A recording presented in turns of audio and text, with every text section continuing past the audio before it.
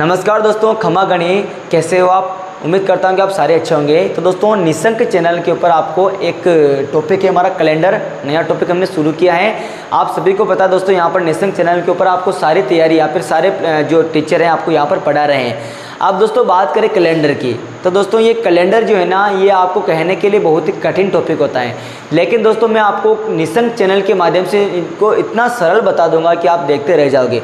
तो दोस्तों आप होता है क्या कि आपने जहाँ कहीं से भी इनको तैयारी की ना, तो आपको यहाँ पर कोड बता दिए जाते हैं। तो यहाँ पर दोस्तों बिल्कुल यहाँ पर बिना कोड के आपको यहाँ पर ये कैलेंडर देखते हैं। तो सबसे पहले बात करते हैं कैलेंडर की। तो दोस्तों कैलेंडर में होता क्या है, 5 चीज़ें होती हैं। एक तो होता है दोस्तों दिन, एक होता है तिथि, फिर होता है दोस्तों सप्ताह, फिर होता है महीना, ठीक है, महीना, फिर होता है एक वर्ष। एक कैलेंडर के अंदर ये चीज़ें होती है। फिर देखना दोस्तों दिन कितने हुए तो हैं, तो दोस्तों दिन होते हैं जैसे कि वार, ठीक है, ये आपके वार हो गए, ठीक है, आपके जैसे कि सोमवार हो गया, ठीक है, सोमवार हो गया, मंगलवार हो गया, ठीक, इस प्रकार से बुधवार, गुरुवार, शुक्रवार, शनिवार, रविवार, ठीक है। तिथि की बात करते हैं, यहाँ पर तिथि दोस्तों महीने में तिथि आपके 30 दिन भी होते हैं। तिथि जो भी आपके डेट है, क्रम जो गिनने वाले होते हैं, ठीक है, दिनों की संख्या 30 हो सकते हैं, 31 हो सकते हैं, किसी महीने में 28 भी हो सकते हैं, किसी महीने में 29 भी हो सकती है। फिर उसके बाद करें सप्ताह की बात करें, तो हर महीने के अंदर 4 सप्ताह होते हैं और सप्ताह में 7 दिन होते हैं। 7 दिनों के समूह को, 7 दिनों के समूहों को क्या कहते हैं दोस्तों, सप्ताह कहते हैं। महीने की बात करते हैं दोस्तों, महीने में मैंने कहा ना, महीने में 30 दिन हो सकते हैं, 31 दिन, 28 दिन या फिर 29 दिन हो सकते हैं, ठीक है। तिथि यानी कि किसी महीने के जो दिन होते हैं उनको गिनने के लिए क्रमांक होते हैं, 1, 2, 3, 4, 5, 6, ये सारे क्या है, तिथि है दोस्तों, ठीक है। फिर बात करते हैं यहाँ पर वर्ष की। तो दोस्तों महीने में वर्ष होता है वो 365 या फिर दोस्तों 366 दिन का यहाँ पर वर्ष होता है, ठीक है। अब बात करते हैं यहाँ पर वर्ष के ऊपर है कि वर्ष कौन कौन से होते हैं। एक तो होता है लीप वर्ष, एक होता है साधारण वर्ष। पहले मैं आपको एक बता दूँ कि मैंने चश्मा क्यों लगा रखा है। दोस्तों मैंने चश्मा लगा रखे हैं आई फ्लू की वजह से। दोस्तों अभी आपको सभी को पता है कि वायरस चल रहा है, आई फ्लू।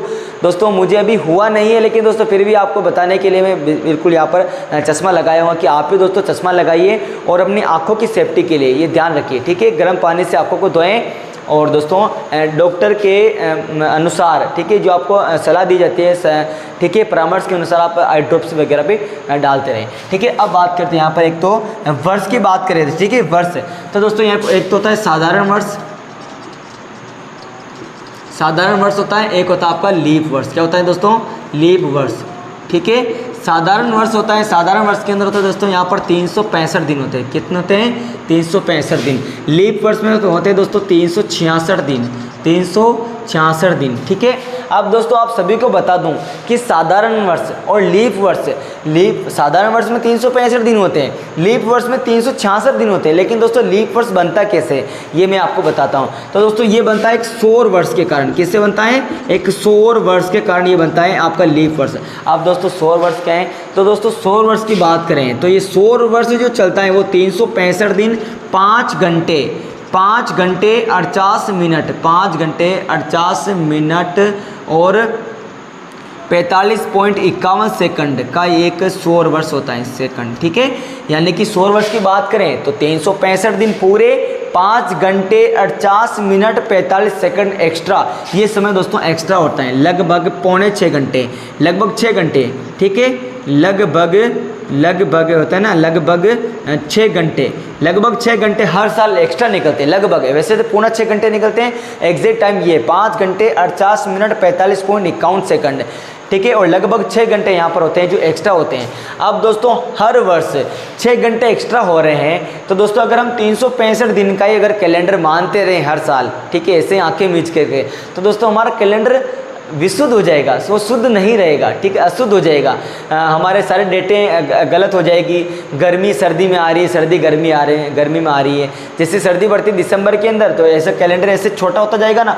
अगर हम 365 दिन लेकिन हर साल ये छोटा होता जाएगा कैलेंडर, और छोटा होने के कारण क्या होगा, सर्दी पहले आ जाएगी, सर्दी नहीं है उससे कैलेंडर फ्री हो गया। सर्दी कभी आपकी फरवरी में आ रही है, गर्मी आपके दिसंबर में आ रही है, ऐसा हो जाएगा। तो इसको ये शुद्ध रखने के लिए क्या करते हैं, हर चौथे वर्ष वर्ष के अंदर ये 6-6 घंटे हर साल के अंदर 6 घंटे जुड़ रहे थे, 6 घंटे 6 घंटे 6 घंटे 6 घंटे 4 साल, चौथे साल में 6-6 घंटे के करके 24 घंटे हो रहे हैं ना लगभग। तो 24 घंटों का पूरा एक दिन बना करके ये 365 प्लस एक दिन 366 का हम लीप वर्ष बना देते हैं। तो ये 366 दिन बढ़े ना, एक दिन बढ़ा ना, तो एक दिन बढ़ेगा तो किस पे बढ़ाएंगे हम? फरवरी महीने पे बढ़ाएंगे। किस पे बढ़ाएंगे? फरवरी महीने में। इसमें भी फरवरी महीना होता है, ठीक है। फरवरी महीना यहाँ पर 28 दिन का होता है, तो यहाँ पर हमने इसको 29 दिन का बना देते हैं, ठीक है। ये होता है। अब दोस्तों बात करते हैं साधारण वर्ष के अंदर सप्ताहों की संख्या कितनी होती है। तो साधारण वर्ष के अंदर होते हैं सप्ताह, है क्या होते हैं? सप्ताह होते हैं 52 और एक दिन एक्स्ट्रा होता है, ठीक है, 52 प्लस 1, ठीक है। और बात करते हैं लीप वर्ष के अंदर। लीप वर्ष को दोस्तों अधिवर्ष भी कहते हैं। क्या कहते हैं? अधिवर्ष। हिंदी में इसको अधिवर्ष कहेंगे।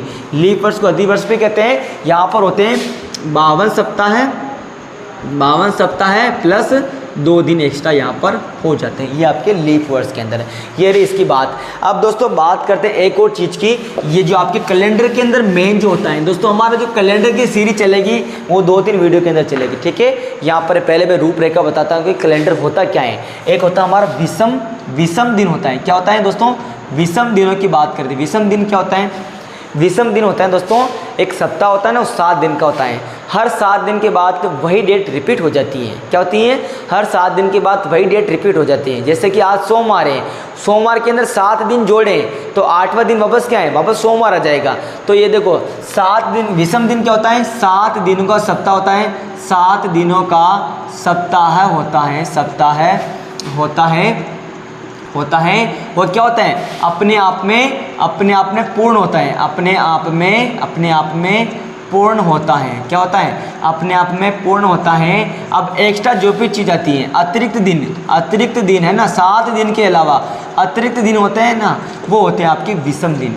7 दिन के अलावा जो अतिरिक्त दिन होता है ना, वो आपके विषम दिन कहलाएंगे। जैसे कि अगर बात करें कि 8 दिन, अगर 8 दिनों की बात करें तो यहाँ पर 7 का तो पूरा सप्ताह बन गया। अब क्या बचा? केवल एक दिन। तो एक दिन क्या हो जाएगा हमारा? एक दिन क्या हो जाएगा? विषम दिन हो जाएगा। क्या हो जाएगा? विषम दिन। उसी प्रकार अगर 9 दिनों की बात करें, 9 दिनों की अगर बात करें तो क्या हो जाएगा? यहाँ पर 7 दिन का पूरा सप्ताह हो जाएगा। बचे कितने दिन? ये 2 दिन। 2 दिन हो जाएंगे आपके विषम दिन। क्या हो जाएंगे? विषम दिन।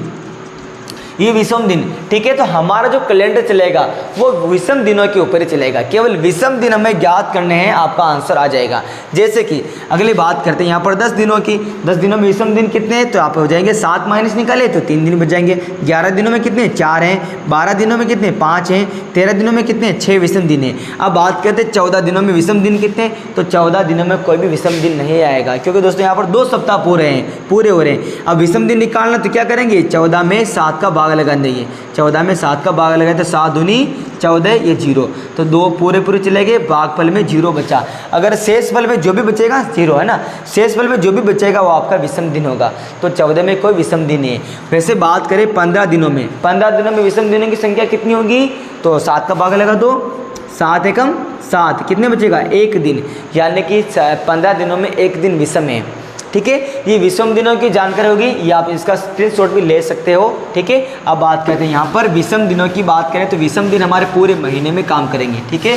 जैसे कि बात करें 30 दिनों का कोई महीना है, 30 दिनों का कोई महीना है, 30 दिनों का महीना है, इसमें विषम दिनों की संख्या निकालनी है। इसमें क्या निकालनी है? विषम दिनों की संख्या निकालनी हो। तो क्या करें? विषम दिन निकालने की कितने यहाँ पर क्या करेंगे? 30 के अंदर क्या लगाएंगे दोस्तों? 7 का भाग लगाएंगे। कितनी बार? 7 चौके 28 तो पूरी बार। फिर कितने बचे दोस्तों? यहाँ पर 2 बचे। 30 में 28 बचे तो 28 गए तो 2 बचे। इससे कोई लेना देना नहीं कितनी बार भाग गया कितनी बार नहीं गया, हमें केवल शेष फल से बात है, शेष फल, ठीक है। जो हमारा शेष फल है ना वो हमारा विषम दिन हो जाएगा, वो हमारा विषम दिन हो जाएगा। विषम दिन कितने हैं? तो 2 विषम दिन है, ठीक है। बात करते हैं यहाँ पर कि 31वां कोई महीना है, 31 दिनों का महीना, उसमें विषम दिन कितने होंगे? तो यहाँ पर 31 के अंदर क्या लगाएंगे? 7 का भाग लगाएंगे। 7 चौके 28, कितने बचे? शेषफल 3 बचे। तो ये हमारे 3 क्या है? ये 3 ही हमारे विषम दिन है। ठीक है, हमें 30वां महीना निकाल दिया, 31वां महीना निकाल दिया, उसी प्रकार 28वां महीना निकालते हैं। 28वां महीना, 28वां महीना कोई है, इसमें विषम दिनों की संख्या निकालनी हो तो क्या करेंगे, 28 में 7 का भाग लगाएंगे, 7 चौके 28 0, तो यहाँ पर विषम दिन है ही नहीं, 28वां महीना विषम दिन नहीं है। अब बात करते हैं 29वां दिना में। अगर 29 दिनों में विषम दिन निकालना तो क्या करेंगे, 29 में दोस्तों वही है ना, 7 का भाग लगाते रहेंगे, जो भी विषम दिन आने वो आ जाएंगे, 7 चौके 28 हो जाएगा, बचा कितना, एक दिन। तो एक दिन हमारा क्या है, एक दिन ही जो हमारा वो विषम दिन है। इस प्रकार से अब दोस्तों विषम दिनों की संख्या मैंने निकाल दी। अब दोस्तों सारे महीनों की विषम संख्या देख लेते हैं कि कितने क्या आ रही, वही हमारी ट्रिक हो जाएगी। ठीक है, और कुछ नहीं है हमारा, जैसे कि मैं महीना लिखता हूँ आपका, एक तो जनवरी, फिर मैं लिखता हूँ फरवरी। ठीक है, ये सभी को याद है ना, जनवरी फरवरी, फिर हमारा मार्च, फिर हो जाएगा हमारा अप्रैल, फिर मई, फिर जून, जुलाई, अगस्त, सितंबर, अक्टूबर,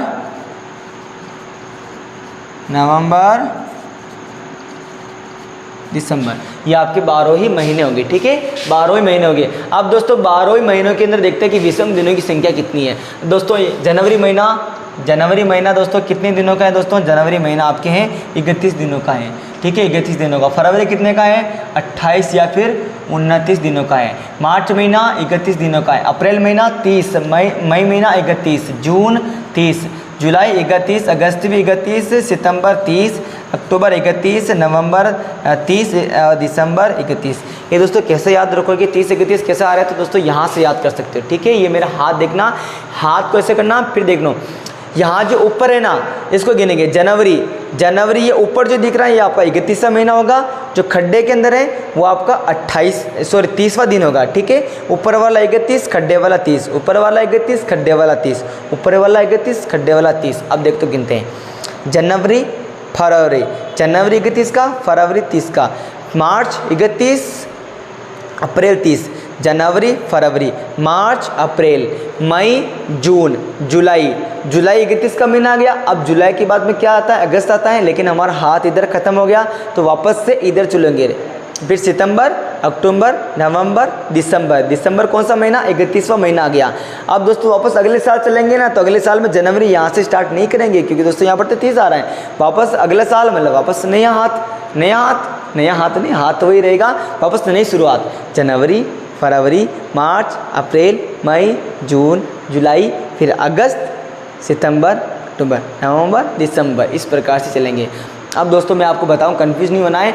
जनवरी फरवरी दोस्तों आपको पता है कि खड्डे में जा रहे, इसका मतलब 30 होता क्या, नहीं, फरवरी में मैनेज करना, फरवरी में 28 या 29 की होगी, बाकी सारे 31 30, इसलिए 2 बार 31 आया। ठीक है, यहाँ पर अगस्त में भी 31वां महीना हो गया, सितंबर में 31वां, जुलाई, जनवरी, फरवरी, मार्च, अप्रैल, मई, जून, जुलाई, अगस्त दोनों किसके 31 वाले महीने हो जाए, जुलाई अगस्त 31वां। अब दोस्तों ठीक है, और फरवरी महीना साधारण वर्ष में 28 दिन का हो जाएगा, लीप वर्ष में 29 दिन का हो जाएगा। ठीक है, ये आप ध्यान रखना। अब बात करते हैं यहाँ पर विषम दिनों की। दोस्तों जनवरी महीने में विषम दिन कितने आएंगे, देखना, 7 का भाग लगाएंगे। 31 में 7 का भाग लगाते हैं दोस्तों, कितने आते हैं दोस्तों, सभी को बताएं, 7 चौके क्या होता है, 28 होता है। 31 में विषम दिन निकाले ना, अभी 31 में यहाँ पर निकाल रखे हैं, देखो 31 में विषम दिन, 7 चौके 28, 4 बार पूरा गया, 3 शेष पर बचे, तो ये 3 विषम दिन हो जाएंगे। तो जनवरी में 3 दिन विषम हो जाएंगे। फरवरी में 28 में अगर भाग लगाते हैं साधारण वर्ष में तो कोई नहीं बचेगा, 0, और 29 में भाग लगाते हैं तो 1 बचेगा, तो 0 या 1। साधारण वर्ष होगा तो विषम दिन 0 और लीप वर्ष होगा तो 1 दिन। फिर बात करते हैं मार्च की। मार्च के अंदर बात करते हैं वापस 31 सेम आ गए तो 3। फिर 30 की बात करते हो, अप्रैल में 30वां महीना है, 30वां महीना मैंने निकाला कि 2 शेष पल बचे थे। ठीक है, 7 चौके 28, 30 में 28 किया तो 2 शेष पल, तो 2 विषम दिन हो जाएंगे। तो ये हमारा 2 विषम दिन। 31वां महीना आ गया तो 3, 30वां महीना आ गया 2, 31वां महीना 3, 31वां महीना 3, 30वां महीना 2, 31वां महीना 3, 30वां महीना 2, 31वां महीना 3। ये हमारे विषम संख्या।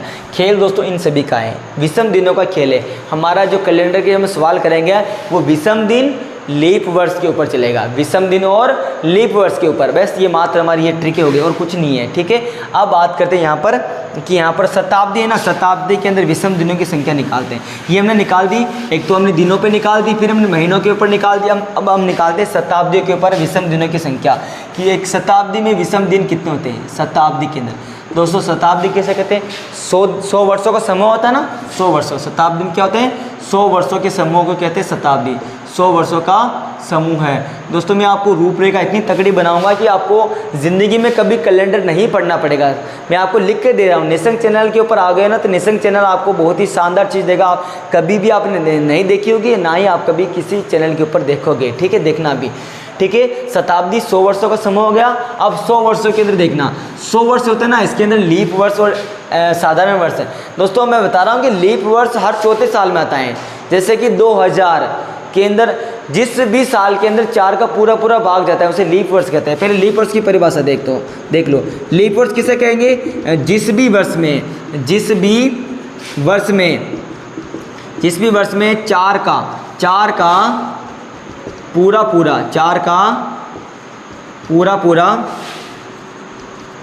जाता हो उसे लीप वर्ष कहते हैं,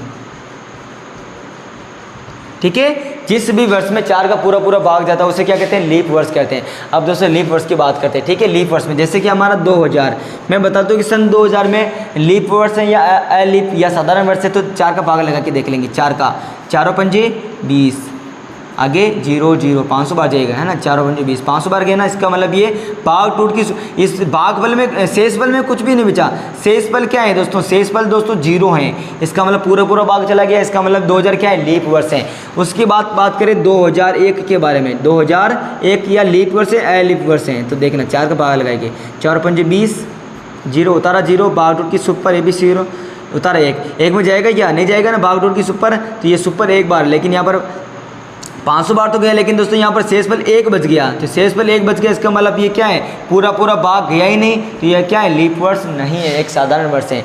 उसी प्रकार यह चौथे साल में आता है ना, 2001 में नहीं होगा, 2002 में भी नहीं होगा, 2003 में नहीं होगा, फिर 2004 में ये लीप वर्ष होगा। 2004 में 4 का भाग लगा दो, 4 पंजे 20, 0 उतारा 0, भाग टूट की सुपर उतारा 4 एकम 4, ये 0 बार, ठीक है। इसका मतलब 501 बार पूरा चला गया। भाग बल भी शेष बल भी 0 है, तो हमारा ये लीप वर्ष है। हर 4 साल बाद में आता है। तो यहाँ पर बात करें हर 4 साल में आता है, इसका मतलब 100 वर्ष है यहाँ पर, तो शताब्दी के अंदर इसका मतलब हो गया यहाँ पर बात करते हैं लीप वर्ष और साधारण वर्ष। तो यहाँ पर साधारण वर्ष की बात करें, साधारण वर्ष, और यह हो जाएगा लीप वर्ष। 100 वर्ष के अंदर साधारण वर्ष होते हैं यहाँ पर आपके 76, 76 बार होते हैं आपके साधारण वर्ष, और 24 होते हैं आपके लीप वर्ष, ठीक है। 24 वर्ष, 76 और 24, ठीक है। अब साधारण वर्ष के अंदर दोस्तों यहाँ पर अतिरिक्त दिन कितना होता है, मैंने बताया था ना कि 365 साधारण वर्ष के अंदर। साधारण वर्ष के अंदर होता है दोस्तों, एक तो होता है साधारण वर्ष, एक होता है आपका लीप। साधारण वर्ष के अंदर दोस्तों होता है 365 दिन, इसका मतलब 52 सप्ताह प्लस 1 दिन, और लीप वर्ष में 366 दिन, इसका मतलब 52 सप्ताह प्लस 2 दिन। ये 2 दिन और 1 दिन क्या है, एक्स्ट्रा दिन है। एक्स्ट्रा दिन मतलब ये विषम दिन ही होते हैं। तो दोस्तों ये साधारण वर्ष में 1 दिन ही एक्स्ट्रा होता है, इसका मतलब साधारण वर्ष यहाँ पर 76 है, तो यहाँ पर 76 × 1 कर देंगे, ठीक है। जो पे आएगा 76 एकम 76 आएगा। फिर लीप वर्ष की बात करें तो लीप वर्ष के अंदर 2 दिन अतिरिक्त बचते हैं, तो प्रत्येक लीप वर्ष में 2 दिन एक्स्ट्रा, तो यहाँ पर 24 × 2 कर देंगे, 24 दिन 48 हो जाएंगे। अब दोस्तों 76 और 48 को जोड़ेंगे तो 8 और 6 24 का 4, हासिल का 2, 6 और 2 4 और 2 6, और 6 और 7 कितने हो जाएंगे, 6 6 12 और 1 13, ठीक है। यहाँ पर देखो 48 हो जाएंगे, 76 हो जाएंगे, 8 और 6 14, हासिल का 1 हो जाएगा, ठीक है। हासिल का 1, 4 और 1 5, 5 और 7 12, यानी कि 124। यहाँ पर इन दोनों को जोड़ा 124 हो रहा, और 124 यहाँ पर विषम दिन है। अब इसमें दोस्तों 7 का भाग लगा दो, तो देखना विषम दिन आ जाएगा। 7 एकम 7 गए, फिर बचे 5 उतारा 4 54 हो जाएगा, ठीक है। साथ ही गुण 50, और ये 54 में से 49 बाकी निकाले, ठीक है। इस 54 में से 49 बाकी निकाले, तो यहाँ पर कितने दिन हो जाएंगे, 5 दिन यहाँ पर विषम दिन बच जाएंगे। 5 शेष बल बचा ना, इसका मतलब 5 विषम दिन। यानी कि दोस्तों बात करें तो यहाँ पर एक शताब्दी के अंदर जो विषम दिन होते हैं वो कितने होते हैं, 5 होते हैं, ठीक है, शताब्दी के अंदर, ठीक है। एक शताब्दी के अंदर बात करें विषम दिनों की संख्या, तो यहाँ पर कितने होते हैं, शताब्दी के अंदर विषम दिन कितने होते हैं या अतिरिक्त दिन कितने होते हैं, तो 5 दिन ही होते हैं केवल, ठीक है, 5 दिन होते हैं, ठीक है। यानी कि 100 वर्ष के अंदर 100 वर्ष के अंदर 100 वर्ष के अंदर 100 वर्ष के अंदर विषम दिनों की संख्या, 100 वर्ष के अंदर विषम दिन कितने होंगे दोस्तों? 5 दिन होंगे। कितने होंगे? 5 दिन। अब निकालें अगर 200 वर्ष के अंदर विषम दिनों की संख्या निकालते क्या जाएगा? इस 5 को 2 से गुणा कर दो, 5 दूनी 10 हो जाएंगे। अब दोस्तों 10 है ना, 7 से बड़े ना, तो क्या करेंगे? इसमें 7 का भाग लगा देंगे, 7 के साथ ही 10 में अगर 7 का भाग लगाते हैं तो क्या जाएगा? 7 एकम 7, बचे कितने? 3 बचे। तो यहाँ पर 3 दिन विषम हो जाएंगे, 3 दिन विषम हो जाएंगे। इसको हम यहाँ पर भी लिख सकते हैं, ठीक है। इसको मिटा दो, इसका एक स्क्रीनशॉट ले सकते हो, इसको मिटा दो, फिर हम शताब्दी को इधर भी लिख सकते हैं, देखना अभी ये, ठीक है। ये विषम दिन चल रहे हैं, इधर हो जाएगी हमारी शताब्दी। 100 वर्ष के अंदर 100 वर्ष में विषम दिन कितने आए? तो 5 दिन आए। फिर 200 वर्ष के अंदर 200 वर्ष के अंदर विषम दिन कितना आए? तो 5 इंटू हमने 2 किया, 5 दूनी 10 आया।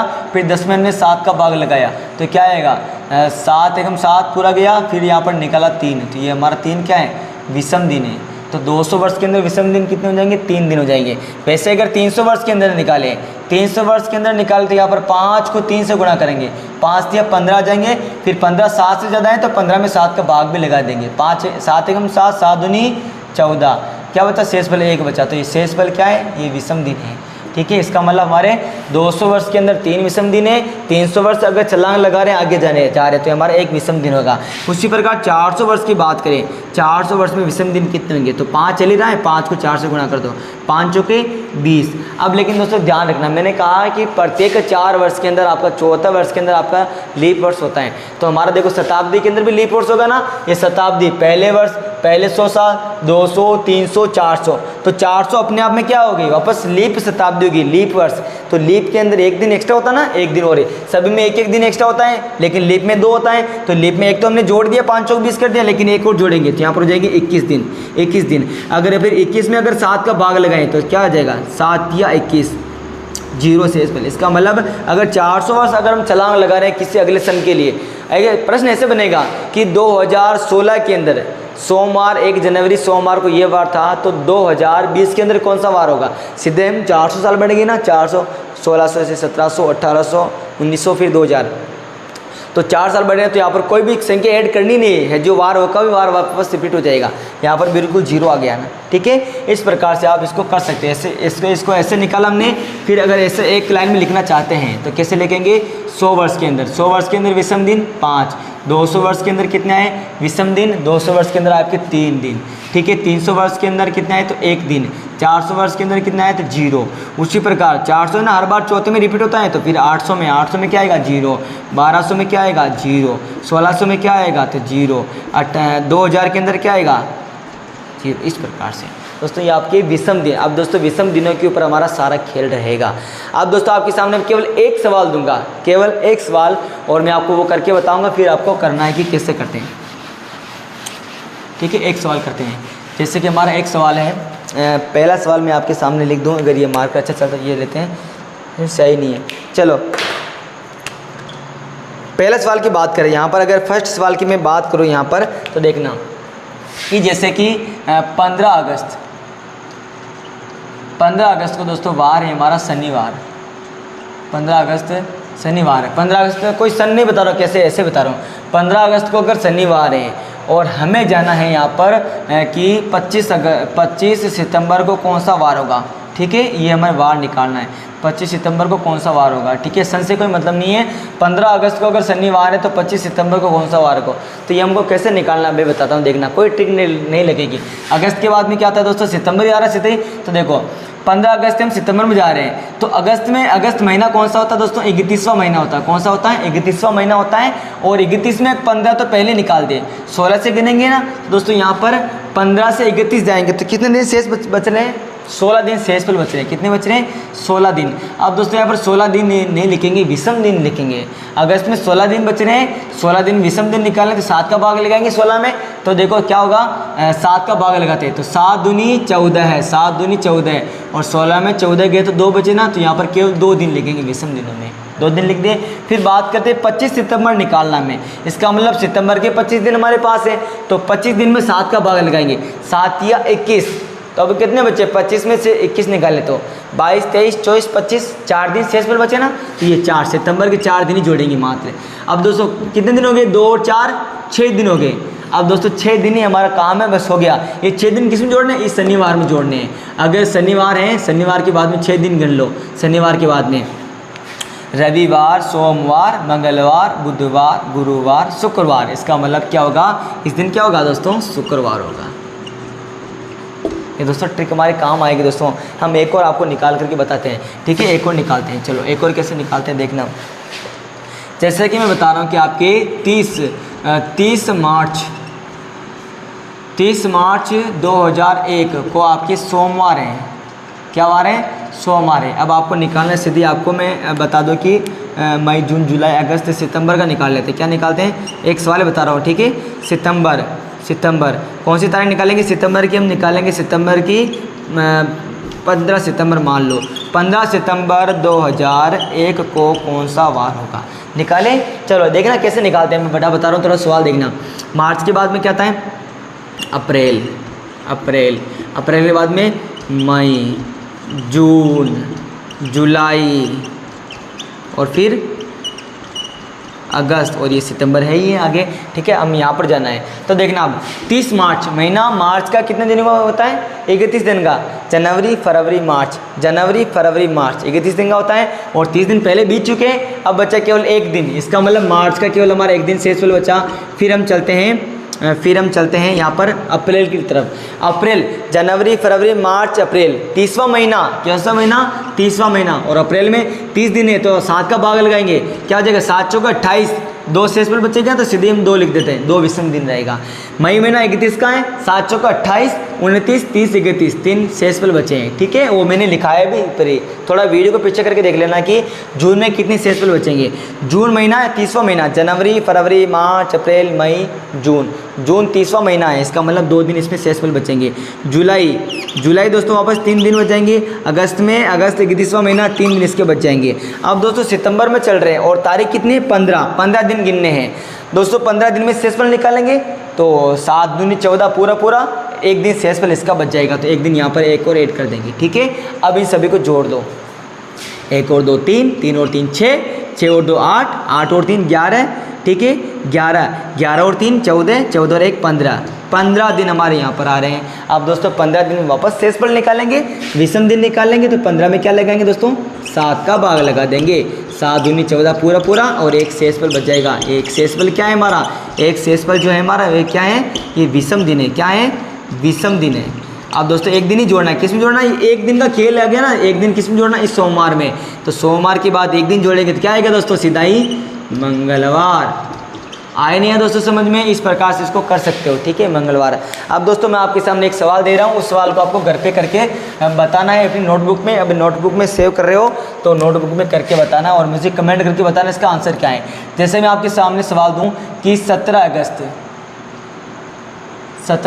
2025 को 17 अगस्त 2025 को अगर शुक्रवार हो, अगर है ना, ऐसे मान रहे कि शुक्रवार हो, तो आपको बताना है कि 16 दिसंबर